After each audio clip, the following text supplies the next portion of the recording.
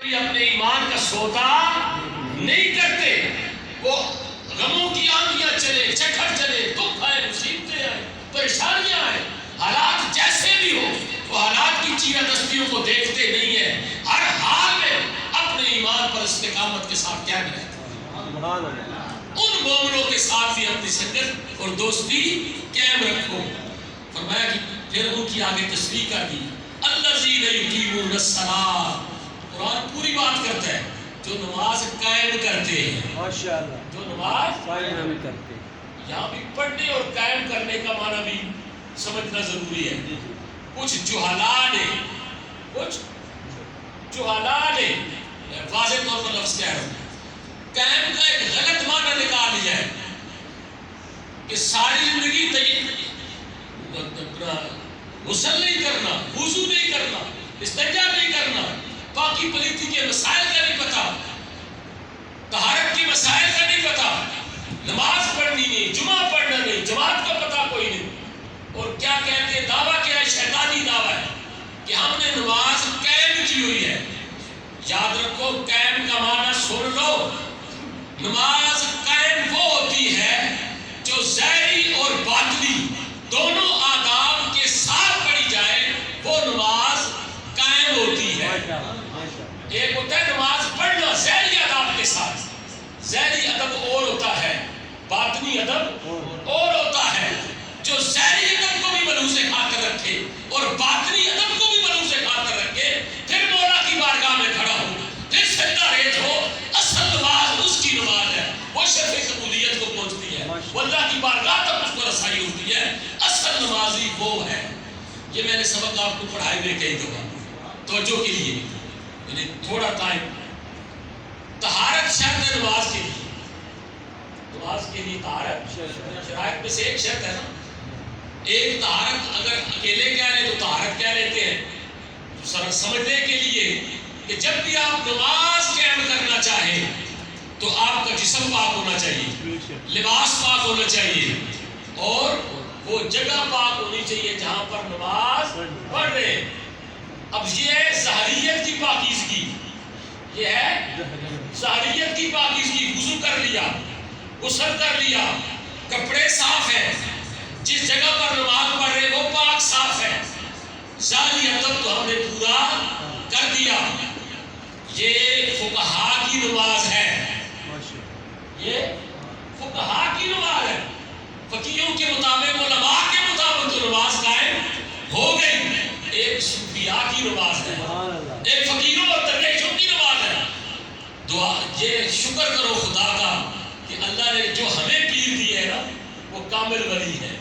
ان کو ظاہر بھی ان کے پاس ہے اور باطن بھی درجہ کمال پر پہنچ کر ان کے پاس ہے. اور وہی فیضان آگے اپنے ماننے والوں کو بھی وافر مقدار میں دے رہے ہیں. تو باطنی کیا ہے طہارت؟ باطنی طہارت یہ ہے کہ جسم پاک ہو، یعنی پیٹ کے اندر لقمے حرام کے نہیں ہونے چاہیے. حلال کے لقموں سے پیٹ بھرے، اندر لقمے حرام کے ہو تو کوئی عبادت قبول نہیں ہوتی. باطنی ادب یہ ہے کہ جب نماز میں کھڑے ہو، جہاں غسل اور وضو ہو، وہاں تن صرف پاک نہیں ہونا چاہیے، من بھی پاک ہونا چاہیے. یہ باطنی ادب ہے. یہ نماز اصل میں قائم ہوئی. کپڑے پاک ہیں، دھلے ہوئے ہیں، خوشبو لگی ہوئی ہے، پریس شدہ ہے، بڑا قیمتی سوٹ ہے، سارا کچھ ہے، لیکن اگر حرام کی کمائی سے ہے تو پھر یہ پاک نہیں ہے. یہ پاک اس وقت ہوگا حقیقی معنوں میں، باطنی معنوں میں، جب رزق حلال سے یہ شروع کرنا جائے گا وہ ذہن تن. اسی طرح پھر وہ جگہ پاک ہونی چاہیے. وہ کسی کی یتیم کی جگہ پر قبضہ کر کے مسجد نہ بنی ہو، کسی کمزور کی جگہ پر قبضہ کر کے تقریر چودھری پتہ کر لیتے ہیں نا، ایسا دھکا شاہی کر لیتے ہیں. حرام کی کمائی سے نہ بنی ہوئی ہو، اس کے اندر کارپیٹ، اس کے اندر سہولتیں ساری حلال کی کمائی سے ہو تو پھر وہ جگہ بھی پاک ہوتی ہے. تو فرمایا کہ وہ کیا کرتے ہیں، نماز قائم کرتے ہیں. جو پکے ایماندار ہیں، یعنی ظاہری اور باطنی دونوں آداب کے ساتھ نماز پڑھتے ہیں.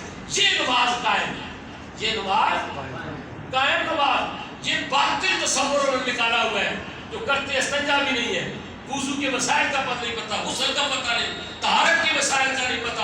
اور دعویٰ کرتے ہیں جناب تم مولوی جاؤ اپنی نمازیں پڑھو، ہم تو قائم والے ہیں۔ اور بھلے لوگوں تمہیں قائم کا معنی ہی نہیں پتا۔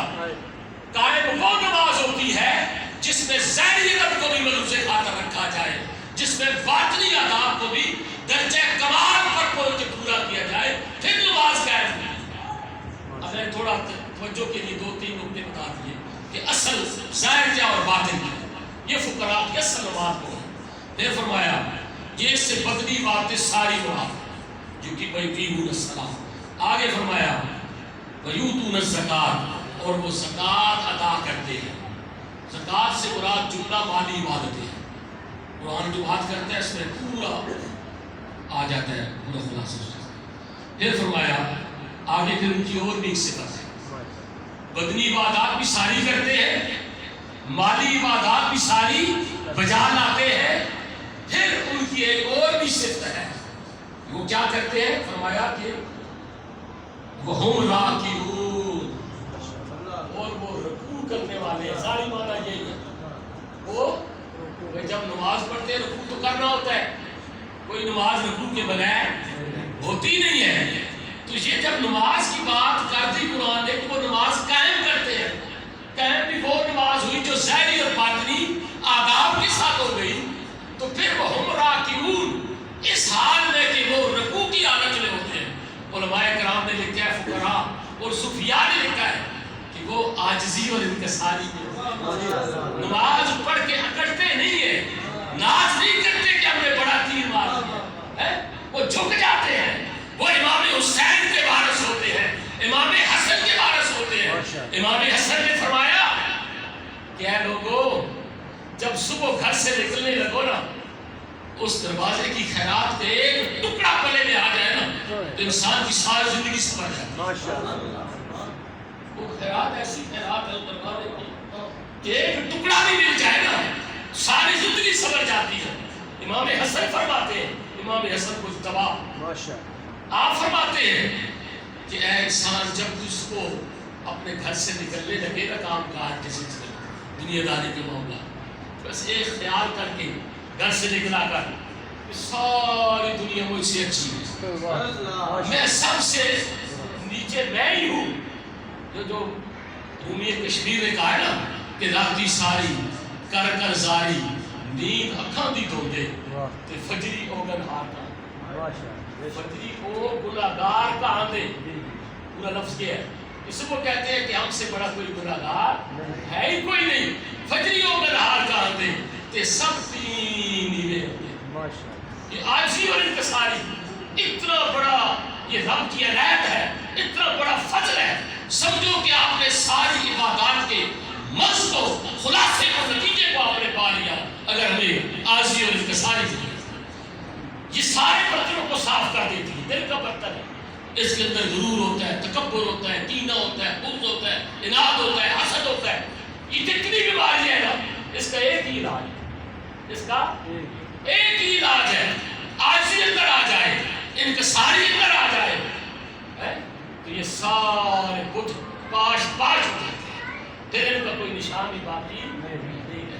واسطے محترم، یہ قرآن مجید فرمایا کہ بے شک تمہارا دوست اللہ ہے، اللہ کا رسول ہے اور پکے ایماندار ہے، اور پکے ایماندار ہے۔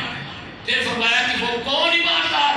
جو نماز قائم کرتے ہیں، زکوٰۃ ادا کرتے ہیں، اور وہ اس حال میں نماز اور یہ ساری عبادات کر رہے ہوتے ہیں کہ ان پر اللہ کا ڈر ہوتا ہے، اللہ کا خوف ہوتا ہے، ہر وقت اسی ڈر میں رہتے ہیں۔ پڑھ تو نہیں ہے، پتہ نہیں مولا نے قبول بھی کیا کہ نہیں۔ وہ امام زین العابدین جب گئے نا کعبے کے اندر تو آپ زاروں قطار رو رہے تھے، لوگ تلبیہ کہہ رہے تھے، آپ روئے جا رہے تھے۔ نے کہا حضرت یہ کعبہ ہے، آپ کعبے کے اندر آ گئے، جب آپ تلبیہ پڑھے، عبادات میں آزاد کریں تو آپ روئے جا رہے، بولتے کچھ نہیں ہے۔ فرمایا کہ ڈر لگتا ہے کہ کہیں میں کہوں لبیک اللہ لبیک، اے اللہ میں حاضر ہوں، میں حاضر ہوں، ادھر سے آواز آ جائے تیری حاضری قبول ہی نہیں ہے۔ اتنے بڑے عظیم شخصیت، خدا کے خوف کا یہ عالم ہے، تو ہم کون ہوتے ہیں؟ ہر وقت یہ فکر دامنگیر رہنا چاہیے کہ مولا ہم نے مالی عبادت کی تیری رضا سے کی، تیری مرضی سے کی، تیری توفیق سے کی، ہم نے بدنی عبادت کی مولا تو نے توفیق دی، تیری بارگاہ میں جھکے ہم بولو تیرے اتنے ہم مالک اس